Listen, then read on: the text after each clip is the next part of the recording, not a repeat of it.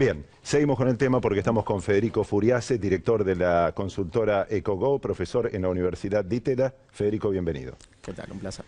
¿Se puede hacer lo que dice Alberto Fernández, dejar de pagar los intereses de las LELIQ para aumentar a jubilados? No, creo dejar de pagar ahí hay que aclarar, ¿no? No creo que se haya referido a defaultear, digamos. Creo que se está refiriendo a bajar la tasa de interés.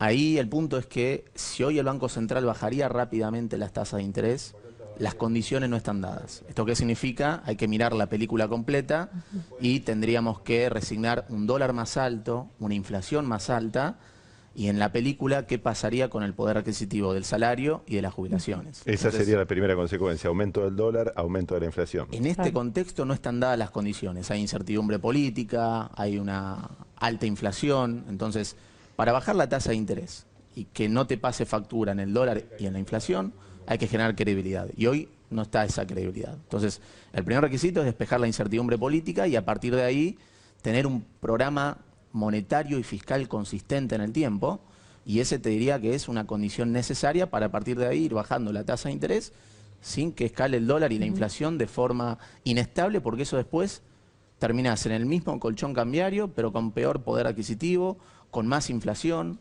y me parece que ese no es el camino. Después el otro problema es que en ese argumento de pagar menos LELIQs para financiar aumento en las jubilaciones hay un argumento de la tasa de interés de las LELIQs la paga el Banco Central para mantener el dólar tranquilo y bajar la inflación. Y el gasto público de las jubilaciones hace cargo el Tesoro, con lo cual ahí también intuyo que hay un argumento implícito de monetizar LELIQs para financiamiento monetario del déficit fiscal. Y sabemos cómo termina esa película. Recién estabas hablando de que si sucede esto, termina subiendo inevitablemente el dólar también. Y él habla de un dólar que no está en el valor que debería estar. ¿Eso es real, es así? ¿O se puede vislumbrar incluso un posible default más adelante? Una devaluación más que un default. Sí, ahí hay un tema. Claramente, hoy el Banco Central está pagando una tasa de interés muy alta para mantener el dólar tranquilo.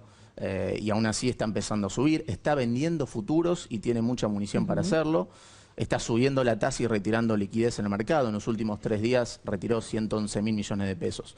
Claramente este dólar le está costando al Banco Central, pero eso tiene que ver con esto de que hay incertidumbre política y eso está complicando las cosas. Cuando uno mira la competitividad de este dólar, lo que tiene que ver con el tipo de cambio real, que tiene señal en las exportaciones y en las importaciones, ese tipo de cambio está en la zona de 1,60. Base 1, diciembre de 2001. Noviembre de 2015, el tipo de cambio real que dejó Cristina Kirchner era 1,10 con cepo. En la salida del cepo, eso se fue a 1,45. Hoy estamos en 1,60. Lo que pasa es que se viene atrasando desde niveles muy altos, que fue la crisis cambiaria. Septiembre de 2018, ese tipo de cambio real tocó 2. Claro.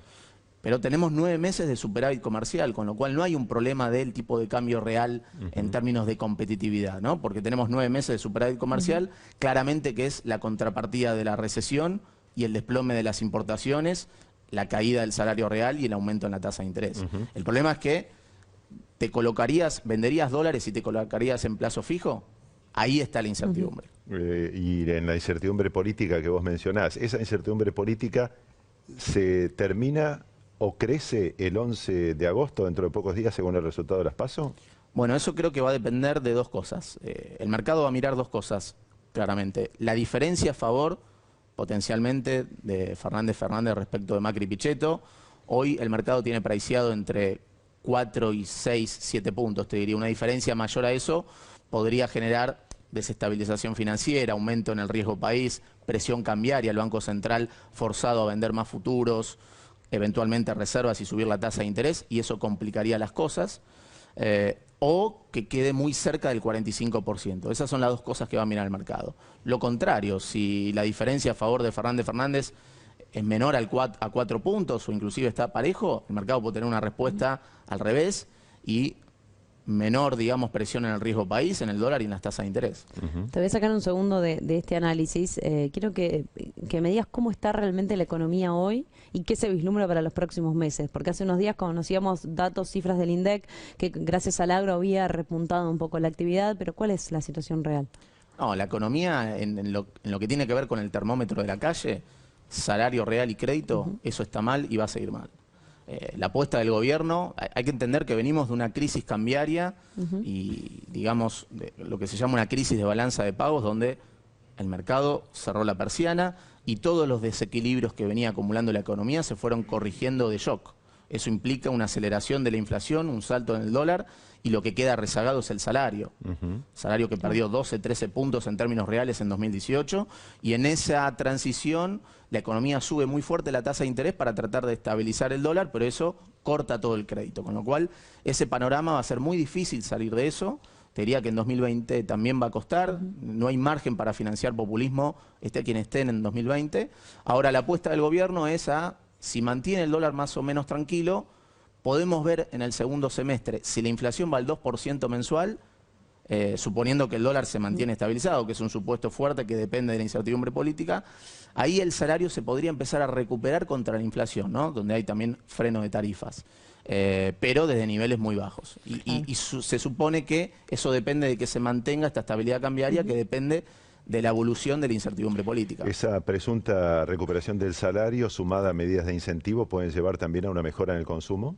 Sí, puede haber alguna mejora muy en el margen, en el escenario donde se descomprime la incertidumbre política, donde el Banco Central puede bajar un poco la tasa de interés sin tener un problema del lado cambiario, donde la inflación va al 2% mensual y empezamos a tener el impacto de salarios por las nuevas paritarias, más el anabólico que está haciendo el gobierno en términos de Ahora 12 o crédito Argenta que da el ANSES. Pero eso, digamos, es cosmética, te diría, y más allá de eso no va a haber una recuperación muy fuerte que se vea en la calle en términos del consumo, ¿no? Más allá de lo que pudo impactar el agro, que ahora se termina. Entonces me parece que esa película va a ser muy difícil de modificar para el gobierno, porque esa es la contrapartida de tener un riesgo país en 800 puntos básicos. No hay dólares para financiar un aumento en el consumo y en las importaciones. Y esa es la gran restricción para 2020, donde además vas a tener el riesgo de aceleración de la inflación y de cómo mostrás capacidad de pago de la deuda. Esas son las dos restricciones económicas que van a jugar muy fuerte y que te van a dejar, cualquiera esté al frente en 2020, sin margen para financiar populismo. Muy bien, completísimo y muy claro, como siempre, Federico, muchas gracias. Por favor, Gracias. un placer. Federico Furiase, el director de la consultora EcoGo y también profesor en la Universidad de ITER, aquí en el Noticiero Central de la Televisión Pública Argentina.